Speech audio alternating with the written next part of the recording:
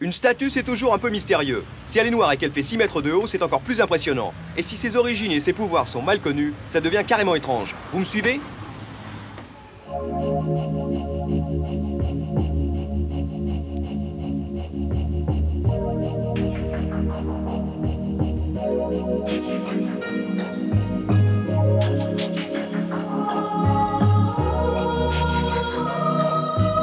Elle a été faite, c'est les Prussiens qui sont arrêtés ici.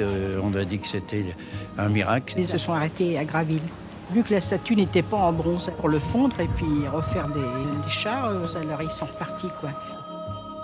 C'est évidemment historiquement totalement faux puisque la statue n'existait pas au moment où les Prussiens sont arrivés. Mais c'est une légende et qui a encore cours aujourd'hui. Un vœu avait été fait par les mères chrétiennes du Havre d'élever une statue à la Vierge si la ville était épargnée de l'invasion prussienne.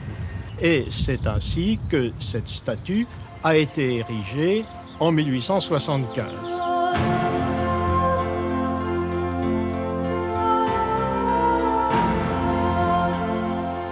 Vous avez alors été élevé au rang des miraculeuses et votre nom originel de Notre-Dame de Grâce s'est vu commué en celui de Vierge Noire.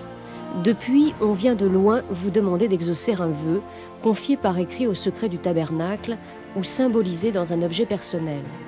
Amour, santé, argent, les demandes de protection reflètent la perpétuelle histoire des hommes et leur foi profonde en la miséricorde divine.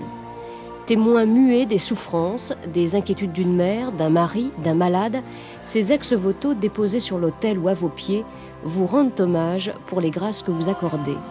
Ils sont les seuls signes, les seuls écrits des pratiques liés à votre culte, tout comme votre existence est la marque d'une réalité que l'imaginaire de vos fidèles a si peu magnifiée.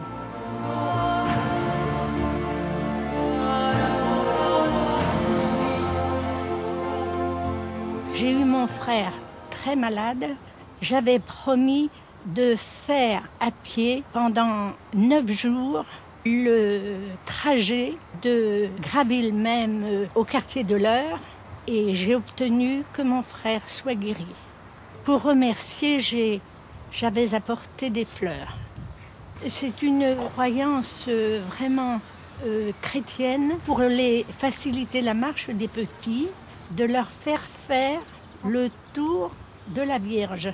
Pour remercier, la maman laissait les petits souliers au pied de la statue. C'est une forme populaire de la piété et qui n'a pratiquement rien à voir avec les pratiques cultuelles de l'Église. D'ailleurs, il y a de nombreux sanctuaires où le clergé estime que c'est un geste païen, mais quelle que soit l'opinion que l'on ait de cette forme de la piété, c'en est quand même une.